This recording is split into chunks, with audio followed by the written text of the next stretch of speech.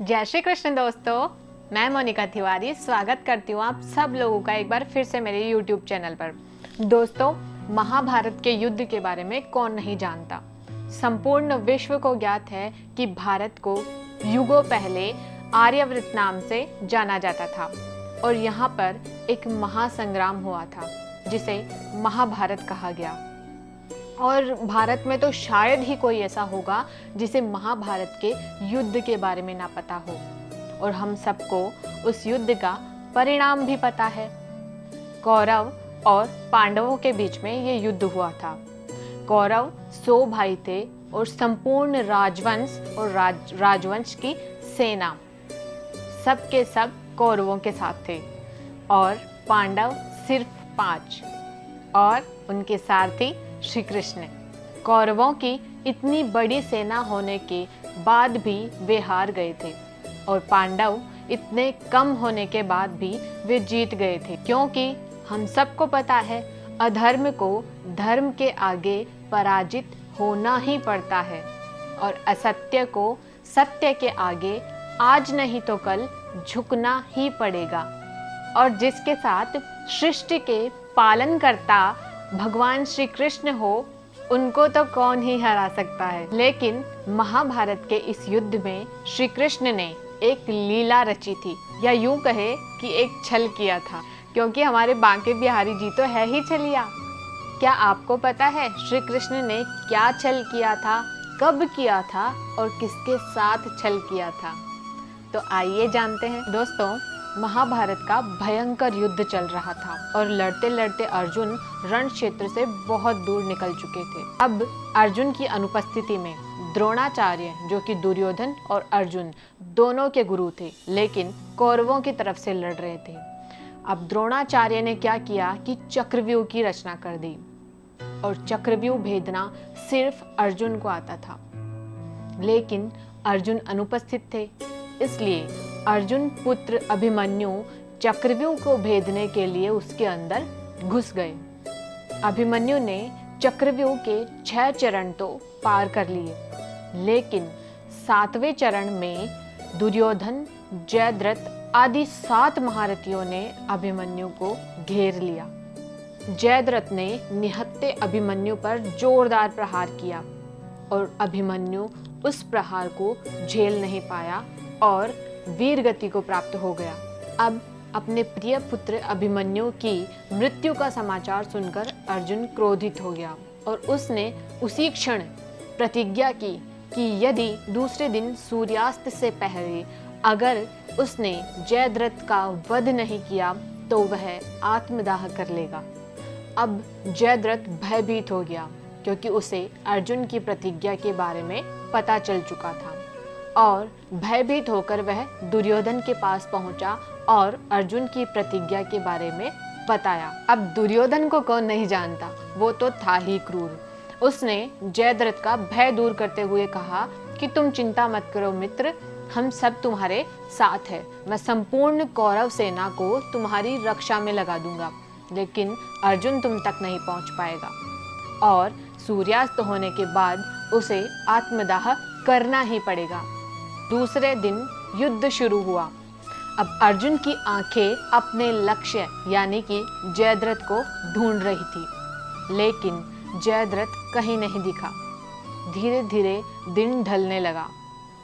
अर्जुन चिंतित हो गया कि अगर जयद्रथ नहीं मिला तो उसकी प्रतिज्ञा पूरी नहीं हो पाएगी और उसे आत्मदाह करना ही पड़ेगा।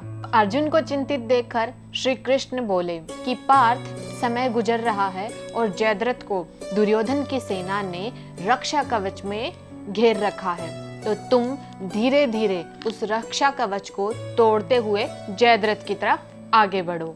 यह सुनकर अर्जुन का उत्साह बढ़ा और वह धीरे धीरे कौरव सेना को परास्त करने लगा और जयद्रथ तक पहुंचने की कोशिश करने लगा। लेकिन समय बहुत कम था और दिन ढलता जा रहा था और संध्या होने वाली थी। अब श्री कृष्ण ने अपनी लीला फैलाई, जिसके फलस्वरूप सूर्य देव बादलों में छिप गए और संध्या का भ्रम सा होने लगा।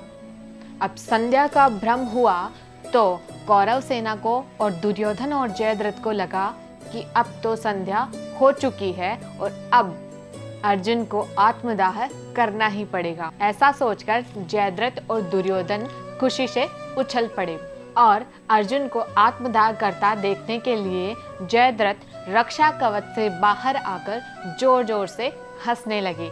जयद्रथ को जोर जोर से हंसता देखकर श्री कृष्ण अर्जुन से बोले कि देखो पार्थ, वो रहा तुम्हारा लक्ष्य।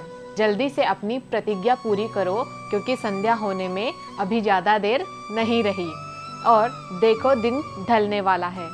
ऐसा कहते ही श्री कृष्ण ने अपनी लीला समेट ली और जो सूर्य देवता बादलों में छिपे हुए थे वो बादलों से बाहर आ गए। ऐसा देखकर जयद्रथ और दुर्योधन के पैरों तले जमीन खिसक गई। जयद्रथ ऐसा देखकर भागने को हुआ, लेकिन तभी अर्जुन ने अपना गांडीव उठा लिया। गांडीव अर्जुन के धनुष का नाम है, तो अर्जुन ने अपना गांडीव उठा लिया। तभी श्री कृष्ण अर्जुन को चेतावनी देते हुए बोले कि हे अर्जुन, जयद्रथ के पिता ने इसे वरदान दिया था कि जो भी इसका मस्तक जमीन पर गिराएगा उसका स्वयं का मस्तक 100 टुकड़ों में विभाजित हो जाएगा। इसलिए यदि इसका सिर जमीन पर गिरा तो तुम्हारे सिर के भी 100 टुकड़े हो जाएंगे। अब अर्जुन सोच में पड़ गए कि जयद्रथ का वध किस प्रकार किया जाए। तो अर्जुन ने श्री कृष्ण से पूछा कि हे माधव, इसका कोई उपाय बताइए। तो श्री कृष्ण ने कहा कि हे अर्जुन, यहाँ से उत्तर दिशा में 100 योजन की दूरी पर जयद्रथ का पिता तप कर रहा है। तुम जयद्रथ का सिर इस तरीके से काटो कि इसका सिर उसी के पिता की गोद में जाकर गिरे। अर्जुन ने श्री कृष्ण की चेतावनी ध्यान से सुनी और वैसा ही किया जैसा श्री कृष्ण ने बताया था। अपना गांडीव उठाया और जयद्रथ का सिर इस तरीके से काटा कि वह उसी के पिता की गोद में जाकर गिरा। इधर जयद्रथ का वध हुआ और उधर उसके पिता के सिर के 100 टुकड़े हो चुके थे। इस तरह अर्जुन ने अपनी प्रतिज्ञा पूरी की और जयद्रथ का नाश किया। तो दोस्तों, श्री कृष्ण ने छल किया, लेकिन धर्म की रक्षा के लिए और अधर्म के विनाश के लिए।